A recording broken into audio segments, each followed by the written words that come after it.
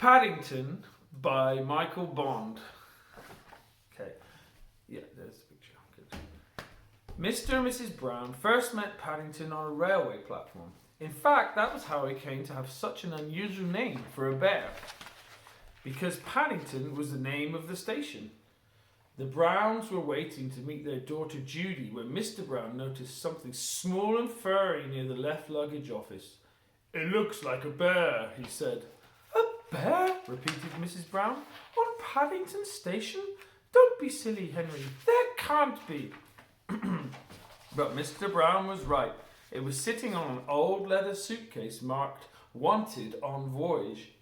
As they drew near, it stood up and politely raised his hat.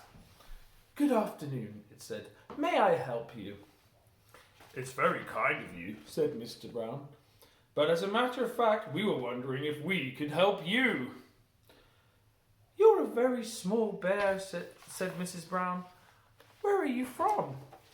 The bear looked around carefully before replying. "Darkest Peru. I'm not really supposed to be here at all.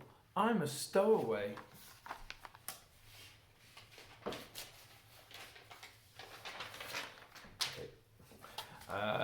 "Do you mean to say you've come all the way from South America on your own?" exclaimed Mrs. Brown.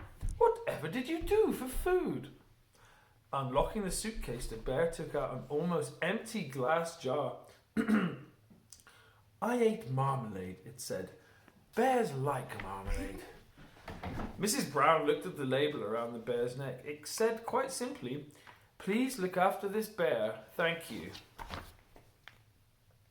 "Oh, Henry," she cried, "we can't leave him here all by himself. There's no knowing what might happen to him. He can't he come home and stay with us?" "Stay with us?" repeated Mr. Brown nervously. He looked down at the bear. Would you like that?" he asked. "That is," he added hastily, "if you have nothing else planned." "Oh, yes," repeated the bear. "Oh, yes," replied the bear. "I would like that very much. I've nowhere to go and everyone seems in such a hurry."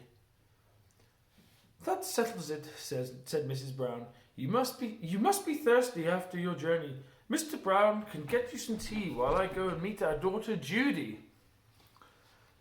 "But Mary," said Mrs. Brown, "we don't even know his name." Mrs. Brown thought for a moment. "I know," she said. "We'll call him Paddington, after the station." Paddington. The bear tested it several times to make sure. It sounds very important. Mr. Brown tried out next. "Follow me, Paddington," he said. "I'll take you to the snack bar." Get to the next page. Mr. Brown was as good as his word. Paddington had never seen so many snacks on one tray, and he didn't know which to try first. He was so hungry and thirsty, he climbed up on the table to get a better look. Mr. Brown turned away, pretending he had tea with a bear on Paddington Station every day of his life.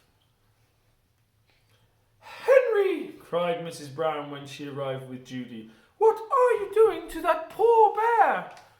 Paddington jumped up to raise his hat, and in haste he trod on a strawberry tart, skidded on the cream, and fell over backwards into his cup of tea. "I think we'd better go before anything else happens," said Mr. Brown. Judy took hold of Paddington's paw. "Come along," she said. "We'll take you home and you can meet Mrs. Bird and my brother Jonathan." Mr. Brown led the way to a waiting taxi. "Number 32 Windsor Gardens, please," he said. The driver stared at Paddington. "Bears is extra," he growled. "Sticky bears is twice as much. And make sure none of it comes off on my interior. It was clean when I set out this morning."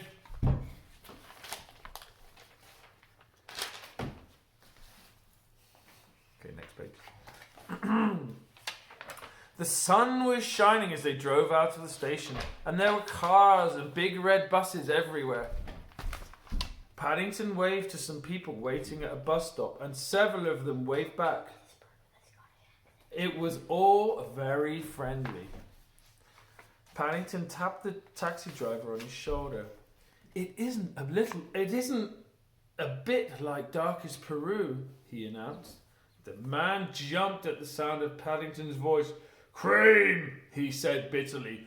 Cream and jam all over my coat, he said. He slid the little window behind him shut. Oh dear, Henry, murmured Mrs. Brown. I wonder if we're doing the right thing. Fortunately, before anyone had time to answer, they arrived at Windsor Gardens, and Judy helped Paddington onto the pavement. Now you're going to meet Mrs. Bird, she said. She looks after us. She's a bit fierce at times, but she doesn't really mean it.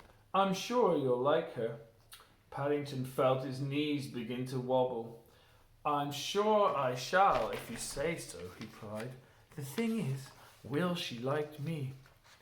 Goodness gracious, exclaimed Mrs. Bird. What have you got there? It's not a what, said Judy. It's a bear called Paddington, and he's coming to stay with us. A bear, said Mrs. Brown, as Paddington raised his hat. Well, he has good manners, I'll say that for him.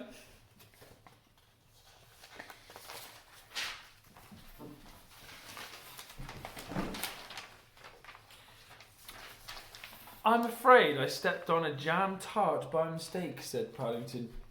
I can see that, said Mrs. Bird. You'd better have a bath before you're very much older. Judy can turn it on for you. I dare say you'll be wanting some marmalade too. I think she likes you, whispered Judy. Paddington had never been in a bathroom before, and while the bath was running, he made himself at home. First of all, he tried writing his new name in steam on the mirror. Then he used Mr. Brown's shaving foam to draw a map of Peru on the floor. It wasn't until a drip landed on his head that he remembered what he was supposed to be doing. He soon discovered that getting into a bath was one thing, but it's quite another matter getting out again, especially when it's full of soapy water. Paddington called out, "Help!" At first in a quiet voice so not to disturb anyone, then very loudly, "Help! Help!" When that didn't work, he began bailing the water out with his hat. But the hat had several holes in it, and his map of Peru soon turned into a sea of foam. Suddenly, Jonathan and Judy burst into the bathroom and lifted a dripping Paddington onto the floor. "Thank goodness you're all right," cried Judy. "We heard you calling out." "Fancy making such a mess," said Jonathan admiringly. "You should have pulled the plug out." "Oh," said Paddington, "I never thought of that." When Paddington came downstairs, he looked so clean, no one could possibly be cross at him. His fur was all soft and silky, his nose gleamed, and his paws had lost all traces of jam and cream. The Browns made room for him in a small armchair, and Mrs. Bird brought him a pot of tea and a plate of hot buttered toast and marmalade. "Now," said Mrs. Brown, "you must tell us about yourself. I'm sure you must have had lots of adventures." "I have," said Paddington earnestly. "Things are always happening to me. I'm that sort of bear." He settled back in the armchair.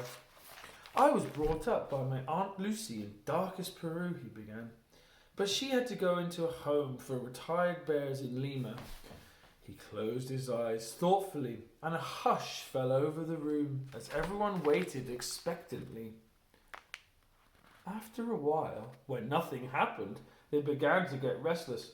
Mr. Brown tried coughing, then he reached over and poked Paddington. "Well, I never," he said. "I do believe he's fast asleep."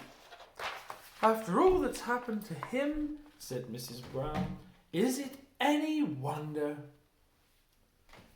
The end.